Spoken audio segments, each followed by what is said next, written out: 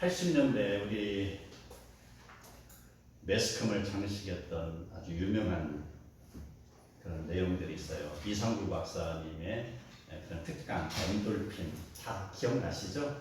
엔돌핀이라고 하면은 그 대표적인 인물 이상구 박사님이에요. 그 강의만 나오면은요 사람들이 일하다 말고도 텔레비전 앞에서나 또는 라디오 앞에 모여가지고 귀를 쫑긋하고 들었어요. 그분의 강의가 뭐예요? 웃으면은 바로 엔돌핀이 발산이 돼가지고 우리가 건강해진다는 것이죠. 그래서 웃음 박사, 웃음. 우리 뇌에는요 여러 가지 뇌파가 있어요. 그래서 낮에 우리가 활동할 때 그때는 베타파가 나옵니다. 그래서 우리의 그런 활동하는 걸 돕고 이러는데 그런 활력을 주고 일할 수 있는 힘을 주는데 단점이란 건 스트레스와 피곤이 유발된다는 것이고요. 그 다음에 밤 우리가 잠들어 있을 동안에는 알파파가 있어요. 그래서 낮에 굉장히 우리가 피곤하게 일을 했어도 밤에 쉬면서 잠을 자면서 몸이 회복이 되는 거죠. 몸을 뒤척이고 이리 뒤척 저리 뒤척 하면서 이 느슨했던 그 뼈도 맞춰지기도 하고 그 다음에 여러 가지 피곤했던 생각들 이런 것이 다 치유가 된다. 그게 바로 알파파라는 것이고요. 그리고 조금 전에 말씀드렸던 엔돌핀 이것은 웃을 때 분비되는 호르몬인데 웃으면 즐거운 마음이 생기고 그래서 몸이 건강해진다는 학설이에요. 그래서 자 웃는 거 웃을 만한 상황이 없을 때에도 출근하는 남편은요 문 앞에 서서 온 가족을 향해서 하하하하하 웃어요. 그러면은 저절로 엔돌핀이 나온다는 거예요. 그래서 웃음은 사람을 기쁘게 한다, 치료한다, 즐겁게 한다, 그리고 결국 행복을 준다라는 걸로 내용이 기혈될 수 있는 것이죠. 자, 우리 한 가지 여기에 추가한다면은 옥시토신이라는 게 있습니다. 옥시토신은요 함께 한다는 거예요. 그래서 내 옆에 어떠한 사람이 함께 하냐에 따라서 나의 행복 지수가 차이가 나요. 내가 여기에서 서울까지 가는데 고속버스에서 정말 내 취향이 아닌 남자나 여자가 탔다고 보자고요. 코를 부르르 골면서 내 옆에 있는 데까지 몸이 넘어와갖고 기대면은 이것은 얼마나 불편한 시간입니까? 옥시토신이 반대로 작용을 하죠. 불편해요. 스트레스가 난 거예요. 그런데 내 옆에 정말 호감 있는 사람이 앉아있다고 보자고요. 호감 있고 아주 근사하게 차려입고 이 사람 내 취향이다라고 생각했을 때 그 사람과 서울 강남역에 도착할 때까지 말 한마디 주고받지 않았지만 그 사이에 나에게는 바로 옥시토신이 분비가 돼요. 내가 행복해진다. 자, 여기에서 서울까지 가장 빨리 가는 방법 혹시 아셔요?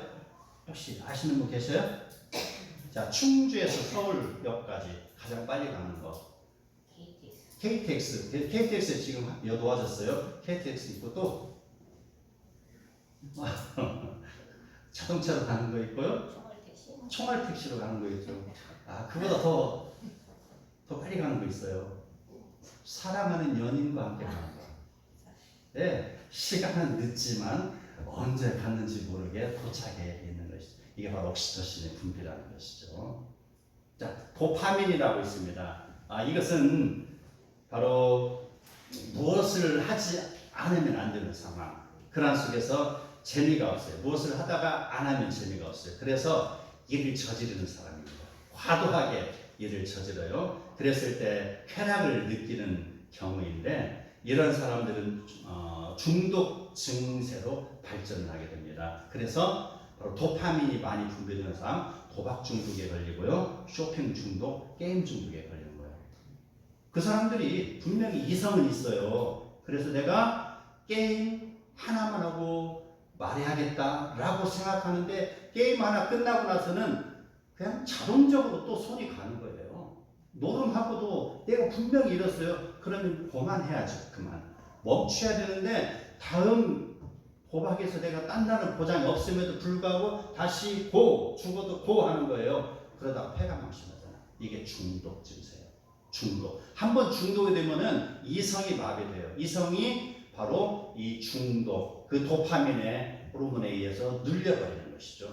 그래서 또 저지르고 또 저지르고 또 담배 피고 또 술 마시고 또 마약하고 또 전쟁을 하고 이런 것입니다. 이게 바로 도파민의 분비라는 것입니다. 중독 증세가 나타납니다. 자, 다이돌핀이라고 있습니다. 많이 들어봤을 거예요. 이것은요 바로 감동을 받았을 때에 발생되는 호르몬입니다. 아까 말했던 엔돌핀은 웃을 때 발생되는 호르몬이라고 그랬죠. 그래서 우리를 건강하게 해준다고 그랬죠. 이 다이돌핀은 엔돌핀 곱하기 4000배 정도 된다는 것이죠. 4000배. 엄청난 것이죠. 4000배의 나에게 치료하는 효과가 있다. 어떤 때 다이돌핀이 발생하는가? 그 학생이 어떠한 어려운 문제를 스스로 풀었을 때 엄청난 감동이 오죠. 학자가 무엇을 연구하는데 그 연구 성과물이 완전히 이게 주어졌을 때 엄청난 다이돌핀이 발생해요. 그러나 이보다 더 많은 다이돌핀이 발생되는 거 있어요. 어디서? 바로 골방에서도 발생될 수 있고요. 교회에서도 발생될 수 있고요. 하나님의 말씀을 접할 때 내 마음에 터져나오는 감동, 그냥 강물처럼 흘러나오는 그 감동의 물줄기, 성령의 감동이 내 안에 젖어들 때 느끼는 것, 이게 바로 다이돌핀이다. 엔돌핀의 4000배 효과가 있다. 그래서 우리는 이러한 다이돌핀, 이것이 우리를 굉장히 살리는 힘이 된다는 것이, 이 원천이 어디서 나오는가 알아야 된다는 것입니다. 바로 예배 드릴 때 다이돌핀이 발생합니다. 바로 하나님께 기도할 때, 찬양할 때 다이돌핀이 발생하는 것이죠. 바로 하나님께 은혜를 받으면은요, 이렇게 우리 몸도 건강해질 수 있는 것이죠. 자, 우리나라 70년대, 80년대를 주름 잡았던 두 명의 코미디언이 있습니다. 구봉서, 배상용 씨. 그들은 웃으면 복이 와요 라는 그런 코미디 프로에서 엄청나게 백성들에게 웃음을 선사했죠. 바로 엔돌핀을 유발하도록 도와준 그런 유명한 코미디언들입니다. 자, 그런데 엔돌핀보다 4000배 많은 다이돌핀은 어디서 나왔습니까? 그 당시에 사람들은 다이돌핀이라는 것을 알지 못하고 있어요. 무조건 웃으면은 우리가 건강해진다, 복이 온다라는 것만 생각했는데 과학자들은 바로 다이돌핀을 알아냈다. 어디에서 나옵니까? 바로 교회에서 물려오는, 지금은 차인벨소리가 안 들리죠? 옛날에 들렸잖아요. 차인벨소리, 천성, 그 주일입니다. 어서 일 멈추고 다 손발 깨끗이 씻고 교회로 오세요 하고 찬양 소리가 막 울려 퍼지잖아요. 산마다 들마다 어촌이고 어디고 간에 온통 전국토가, 사람들은 예배당을 가잖아요. 또 땡그랑 땡그랑 소리 들으면 지금 교회로 오라는 거구나. 빨리 교회로 가잖아요. 바로 그 듣는 순간부터 이제 나의 마음속에 다이돌핀이 지금 싹 두고 있는 것이죠. 불불 끓어오르고 있습니다. 그리고 예배당에 와서 미리 와서 예배 시작하기 전에 미리 와서 기도하는 자. 먼저 하나님 앞에 회개의 기도를 하고 오늘 예배를 받으시옵소서, 오늘 저에게 은혜를 부어주시옵소서 하고 기도하고, 또 목사님의 설교를 들으면서 또 찬송을 부르면서 이 가슴 속에 있는 성령의 충만함이 솟아납니다. 이것으로 우리 백성이 사는 것이죠. 그 어려웠던 70년대, 80년대를 이렇게 다이돌핀에 의해서 우리의 건강한 신앙이 형성된 거고 나라를 살린 것입니다. 나라를. 오늘 우리가 전도서 2장에 읽었던 솔로몬은, 자, 우리가 이야기했던 이 여러 가지 중에 과연 어떠한 호르몬의 주인공이 되겠습니까? 솔로몬. 도파민일까요? 다이돌핀일까요? 밧세바의 아들 솔로몬은 그의 아버지 다윗 왕으로부터 이스라엘이라는 나라와 권력과 물질과 그런 여러 가지 명예를 물려받은 후 제국을 다스리는 그런 권력과 풍요의 정점에 올라와 있던 인물입니다. 그는 많은 나라들로부터 조공을 받았습니다. 그리고 아프리카와 유럽을 이서가는 그 중간에 있는 지형학적인 위치에서 그는 통행세를 받은 사람입니다. 그리고 사해바다에서 무수하게 쏟아져 나오는 소금으로 많은 국부를 창출했던 사람입니다. 그리고 단에서 부엘사바에 이르기까지 포도나무와 무화과 나무 안에서 풍요를 누린 사람이 되는 것입니다. 아무런 공로 없는 솔로몬에게 왜 하나님이 이렇게 많은 복을 주셨을까요? 혹시 아는 분 계십니까? 왜 솔로몬에게 지혜를 주시고 복을 주셨을까요? 이 내용이 열왕기상 8장 17절에서 20절에 기록이 되어 있습니다. 다윗이 하나님을 위하여 성전 건축의 마음이 있었으나 하나님이 그것을 허락하지 않으셨고 그의 아들 솔로몬에게 성전 건축을 허락하신지라 라는 것입니다. 다윗은 하나님 보시기에 정말 착하고 충성된 종임에도 불구하고 다윗은 전장에서 많은 피를 흘렸기 때문에 다윗에게는 성전 건축에 헌신하는 마음이 있었지만 너는 아니겠다. 네 아들에게서 이걸 하도록 해야겠다. 이런 내용인 것이죠. 그래서 하나님이 바로 그의 아들 솔로몬에게 성전 건축의 대과업을 이루게 하신 것이죠. 그래서 성전 건축을 하라는 그런 목적을 가지고 하나님이 그에게 부귀영화와 지혜를 주신 것입니다. 지혜를 주어도 귀하게 주는 것 대충 주는 게 아니고요. 세계에서 최고 높은 지혜를 주셨어요. 물질도 세계에서 가장 부유한 만큼의 물질도 주신 것이죠. 기왕에 하는 것 제대로 해봐라는 것이죠. 왜? 성전 건축을 해야 되기 때문이라는 것이죠. 이러한 목적이 있었고 이러한 거에 대해서 하나님께서는 솔로몬을 유심히 보고 있었습니다. 그리고 드디어 솔로몬이 1,000마리의 그런 소와 양으로 하나님께 제사를 드린 것, 그게 바로 1,000번제입니다. 1,000번의 번제라는 개념이 1,000마리의 번제라는 개념으로 바꿔서 이해를 해야 됩니다. 1,000번제입니다. 그게. 자, 1,000번제를 드리고 난 후에 하나님께서는 그에게 꿈에 나타나셔서 가장 큰 지혜를 허락하셨죠. 지혜. 하나님으로부터 지혜를 물려받은 솔로몬. 그는 이후에 어떻게 나라를 다스렸습니까? 바로 중앙 집권, 지방 분권을 동시에 잘 결합해서 나라의 행정 조직을 개편했습니다.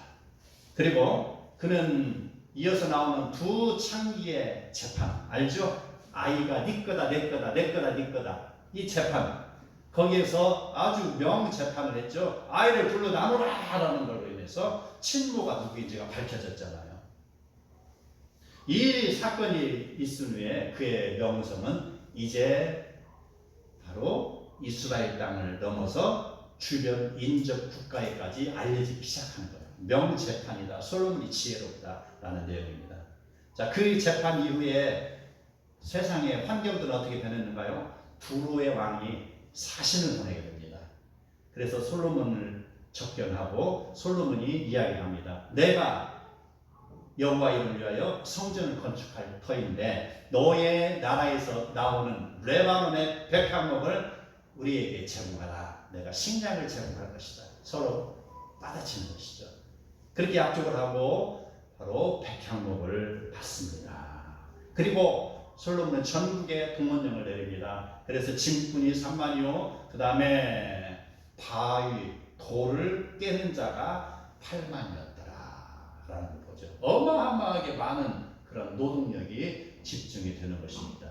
솔로몬의 명성이 올라가니까 모든 백성이 바로 머리를 굽히고 순종하는 것입니다. 목적이 있으니까. 왜? 하나님의 성전 건축의 목적이 있기 때문에 백성의 마음이 여기에 부합될 것입니다. 그래서 결국 성전을 지은 것이죠. 돌로 외벽을 쌓습니다. 그리고 그 내벽을 레바논에서 가져온 백향으로 틈 하나도 없이 다 막습니다. 천장까지 막습니다. 그리고 그 안에 금을 입힙니다. 금박이 아닙니다. 도금, 골든이 아니라 골드. 여기에서 사용된 금이 20톤이 넘었어요. 무게를 환산한 즉 그 정도 된다고 학자들이 올렸더라고요. 20톤 어마어마한 양이겠죠. 그렇게 해서 성전을 건축하고 7년 만에 준공하였습니다. 바로 하나님께서 주신 지혜를 가지고 그는 성전 건축을 완성했습니다. 그리고 하나님께서 그에게 주신 지혜를 주신 이유가 성전 건축 플러스 나라를 하나님이 기뻐하시는 나라로 다스리라는 내용이 있습니다.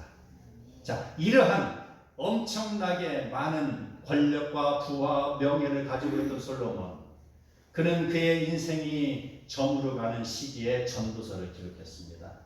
오늘 전도서 2장에 나온 내용들, 그는 인생의 내리막길에서 그의 삶의 모든 것이 헛되고 헛되도다, 헛됨을 그는 강조하고 있습니다. 왜? 어떻게 살아왔기에 그의 입에서 헛되다는 고백이 나올까요? 그는 성전을 지을 때 백성은 물론이요 주변에 있는 나라들로부터 칭찬의 소리를 들으며 세상에서 가장 행복한 사람이었는데 지금은 왜 그의 입에서 자기를 비관하는 평가를 내리고 있는 것일까요? 그 답이 열왕기상 7장에 기록되어 있습니다. 7년 동안의 성전 건축을 마친 솔로몬, 그는 이어서 13년 동안의 왕궁을 지었습니다. 바로 자기를 위하여 13년 동안. 그것도 바로 성전을 건축할 때 같은 재료를 사용하는 것이죠. 13년 동안 왕궁을 왜 지었을까요?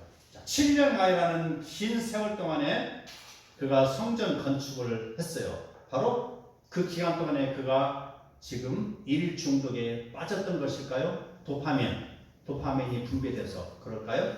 일 중독에 빠져서 아마 그럴 수도 있습니다. 아마 그럴 거예요. 이게 그렇게 결과를 보면은 그 과정들을 우리가 이해할 수가 있는 것입니다.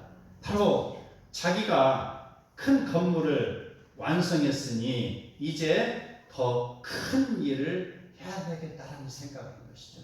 세상의 사람들이 나를 향해서 지금 박수를 치고 있다. 그 박수, 열화와 같은 그 응원에 힘입어서 이제 솔로몬은 더 많은 박수를 받아야 되는 것이죠. 그는요, 이러한 현상 속에서 백성들의 고통의 소리와 피와 눈물은 보이지 않습니다. 오직 성취욕에만 눈이 멀어가고 있습니다. 일 중독에 빠진 사람은요, 바로 다른 거에도 중독에 빠져요. 성향이 다른 것이도 일단 중독에 빠지잖아요. 그러면은 도박 중독에 걸린 사람은요, 바로 게임할 때 게임 중독에도 빠져요. 이미 그는 도파민에 의해서 지배당하고 있기 때문이죠.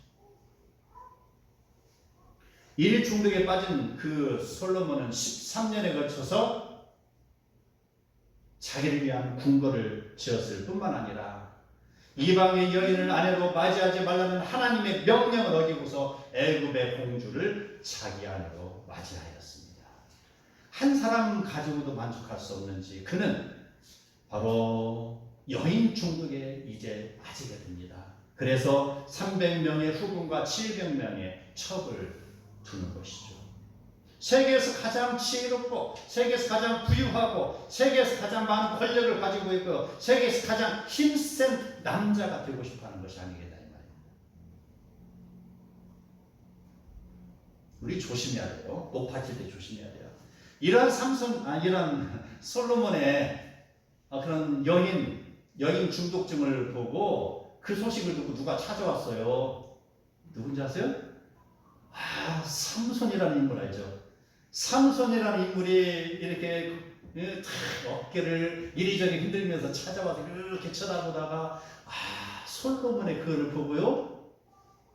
아이고, 나는 명함도 못 내밀겠냐고 그냥 꽁무니 빼고 도망갔대요. 삼손이. 솔로몬이 얼마나 그 여인을 이렇게 탐하는가 그걸 보고 이런 데는 무시하는 거예요.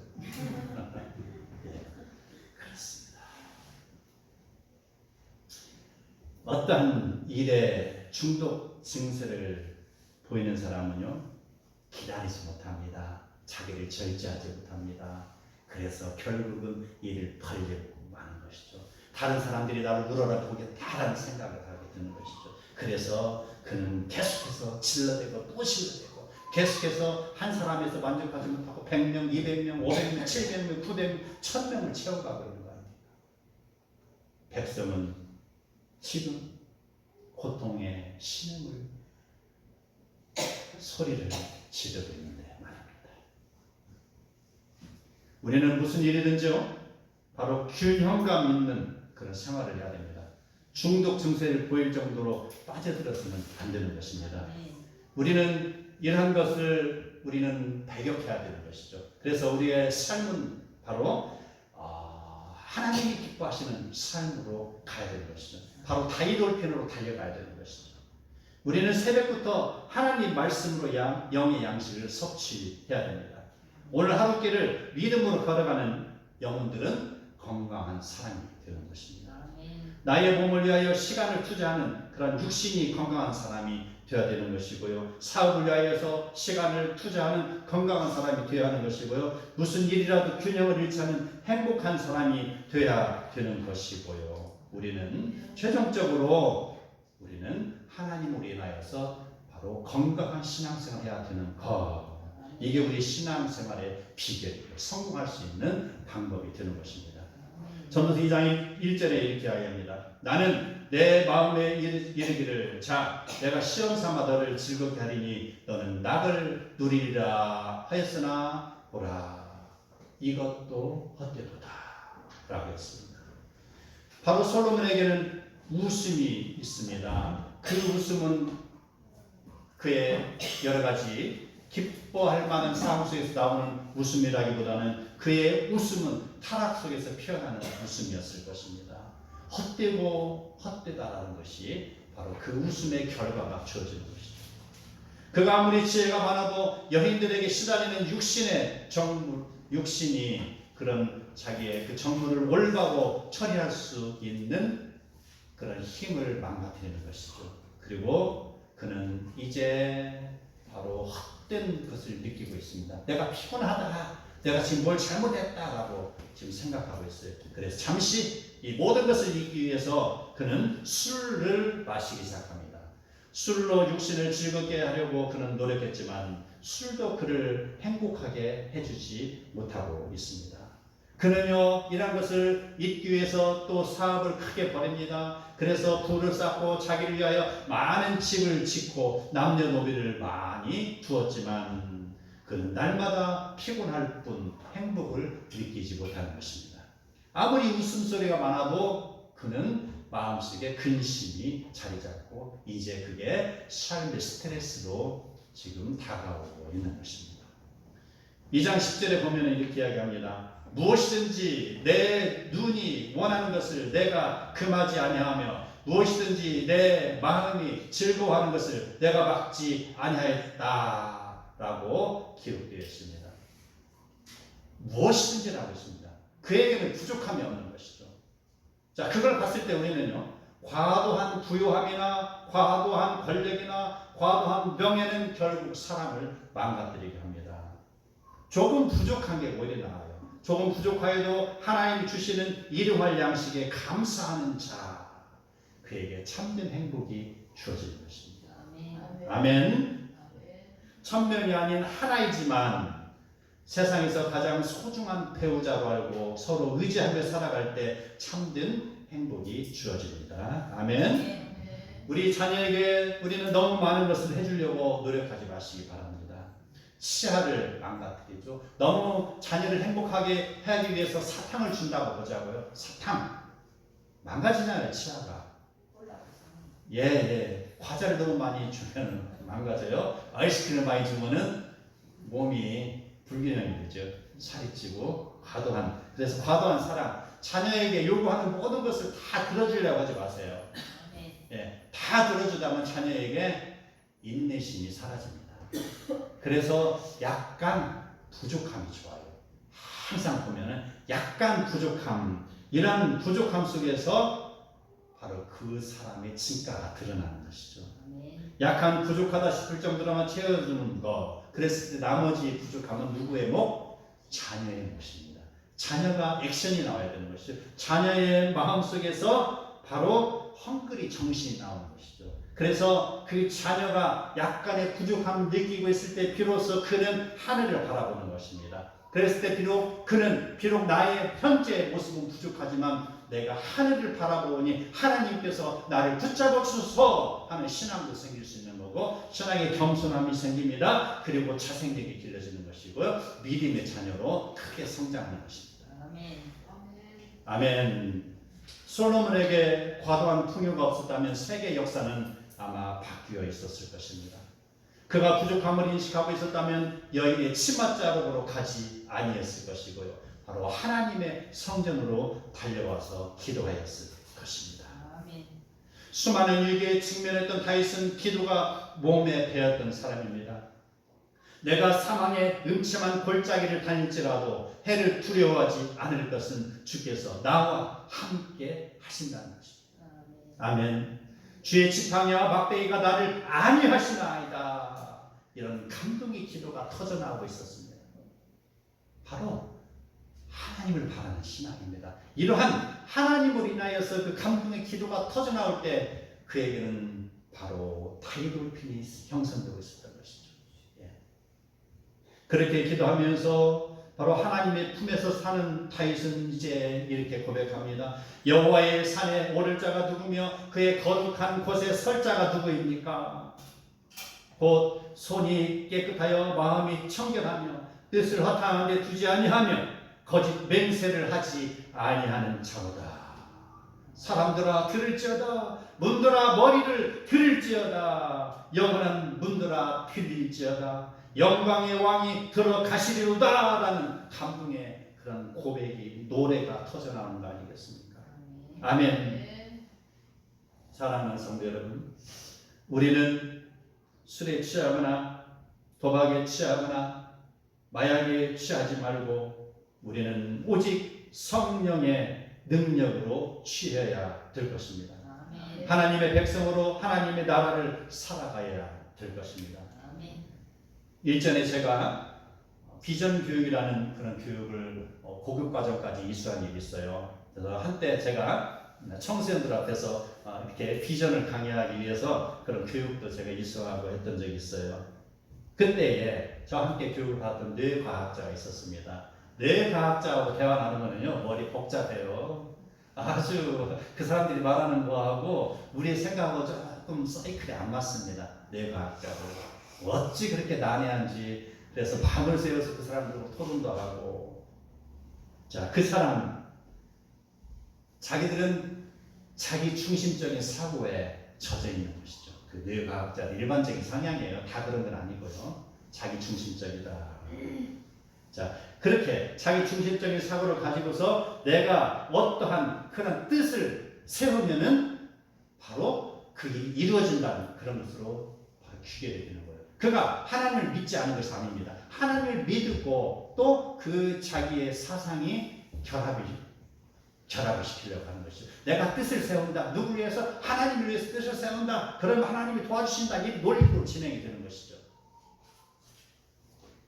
그러나 세월이 지나고 보니까 제가 느낀 게 그게 아니더라고요. 뜻은 세우는 건 좋습니다. 그러나 오로지 뜻의 원천이 하나님으로부터 나와야 된다는 것입니다. 그렇게 자기가 자기 뜻을 세웠을 때 잘 풀리면 나중에 교만으로 빠지게 됩니다.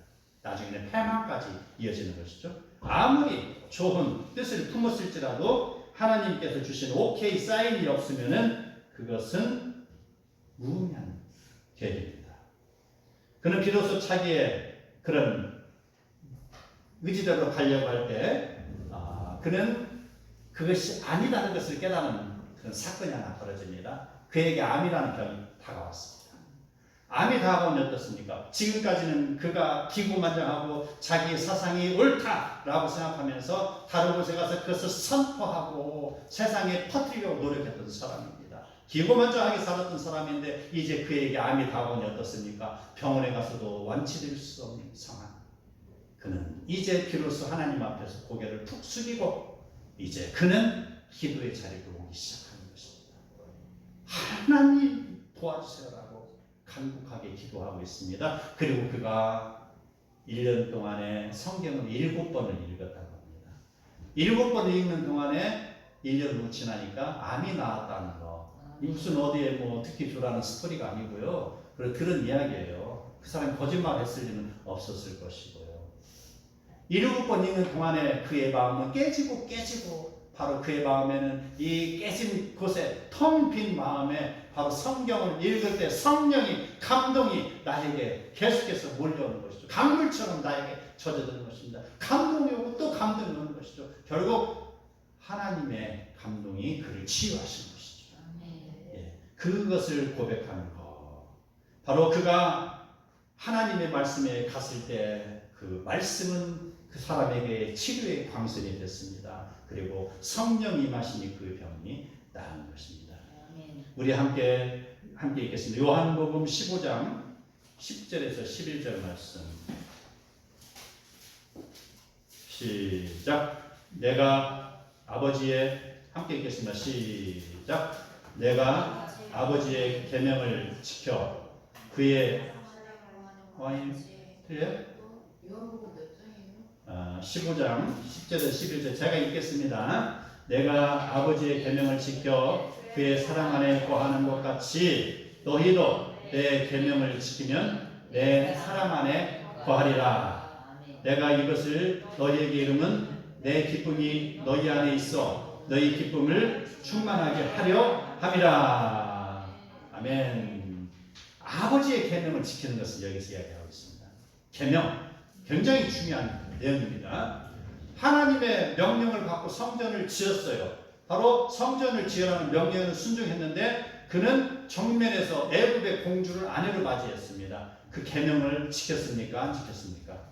어긴 것이잖아요. 지금 바로 계명을 지켜야만니까 행복한 거예요. 계명을 어기고 무슨 어떠한 공을 세운들 그는 가슴 깊이 불신의 불순종의 씨앗이 없어지지 않을 것이죠. 그래서 그는 결국 헛됨으로 걸어갔잖아요.